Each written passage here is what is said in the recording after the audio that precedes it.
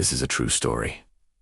At least, that's what's left of it. In 2011, a government-funded hospital, a place meant for healing, ran a classified program buried deep beneath the records of routine surgeries. They gave it a clean, scientific name: neuroplastic recovery. But the patients who went through it, the few who could speak of it, kajedet hell. This program wasn't about recovery.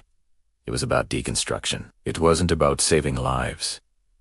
It was about seeing how much of a life could be taken away before the person inside simply vanished. What happened in that operating room was never meant to see the light of day, but some stories refused to stay buried. The man at the center of this darkness was Dr. Elias Korr. On paper, he was a brilliant surgeon, a prodigy with a scalpel. His colleagues spoke of his unnerving calm, his almost robotic precision. He never rushed, not even when the heart monitor screamed. When a patient flatlined on the table, he would simply observe, his eyes cold and analytical. Nurses who worked alongside him noticed a disturbing pattern. He consistently requested volunteers for his special projects, patients who had no family, no visitors, no one to ask questions or demand follow-ups. He handpicked people no one would miss.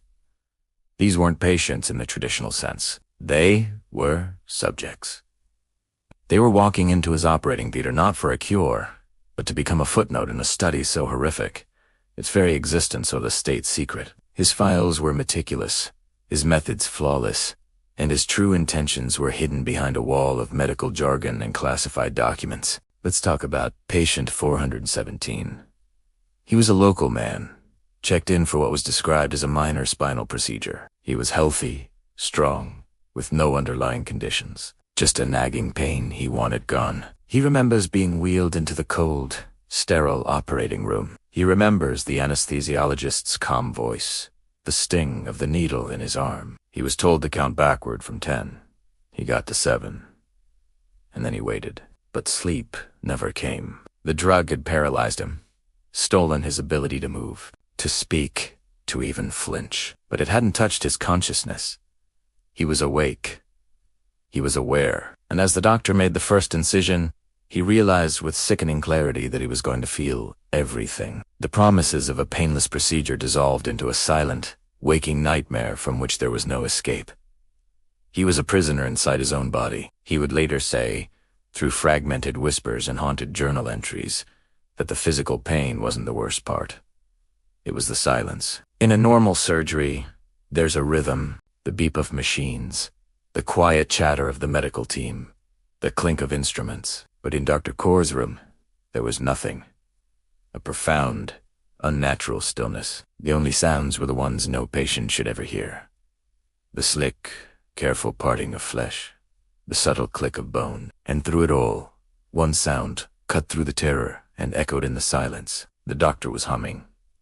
A low, tuneless, almost meditative sound, humming while he worked, while he methodically cut into a man who was fully, horrifyingly conscious. It wasn't the sound of a surgeon focused on his work. It was the sound of an artist admiring his creation, a creation built from pain.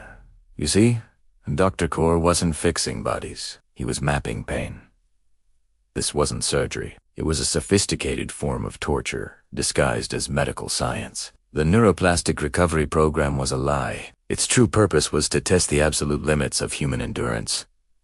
Dr. Korr was methodically documenting how long consciousness could survive extreme, sustained trauma. He wanted to know how much of a person, physically, could be removed before the mind itself gave up, before the spirit broke completely and the light of awareness was extinguished. He was charting the territory between life and death, not to save people from it, but to see how long he could force them to exist in that terrifying limbo. Each cut, each procedure, was a question he was asking the human soul. Are you still there? There was a moment, deep into the procedure, when the paralysis briefly faltered. A tear escaped patient for 17's eye. A choked, gurgling sound managed to slip from his throat. It was a desperate, primal plea. For a second, the humming stopped. The cutting stopped. Dr. Korr leaned in close, his face just inches from the patient's. He looked directly into his eyes, acknowledging his awareness, his suffering, and he whispered, "Your body is failing. It's giving up. But you are still here." That's the miracle. He wasn't offering comfort. He was expressing clinical fascination. He saw the patient's enduring consciousness, not as a tragedy, but as a breakthrough. And then, with that chilling validation hanging in the air, he picked up his scalpel and continued his work. The miracle, for him, was that the suffering could go on. Patient 417 was officially declared dead at 3:11 a.m. The cause of death listed on the certificate was natural. Complications arising from surgery. The report was clean, concise, and utterly false. The file was closed. But digital footprints tell a different story. Hospital security logs, the ones that are supposed to be automatically purged, showed something impossible. The motion sensors and internal cameras in that specific operating room registered activity for 6 full hours after the official time of death. 6 hours of movement in a room that was supposed to be empty, sterile, and dark. Someone, or something, was still in there long after the patient's heart had stopped beating. The official record was a lie, a cover-up for the unspeakable things that continued long after the life was gone. The most disturbing piece of this puzzle emerged weeks later. The hospital's most secure servers, containing the classified files for the neuroplastic recovery program, Weary Axis said. This wasn't a remote hack. The system required high-level biometric clearance, and the logs showed exactly who accessed them. Patient 417. The system was unlocked using his fingerprints, his retinal scans, biometrics from a man who had been officially dead and cremated for over a month. It was impossible. It defied every law of biology and security, unless the experiment hadn't ended with his death. Unless Dr. Korr had succeeded in his true goal, to separate consciousness from its physical host. Something of patient 417 had survived, and it was trying to get out. Shortly after the security breach, Dr. Elias Korr vanished. He didn't just quit his job. Evaporated. No 2 weeks' notice, no forwarding address. He was there one day, and gone the next. When investigators entered his home, they found it eerily empty. The furniture was gone.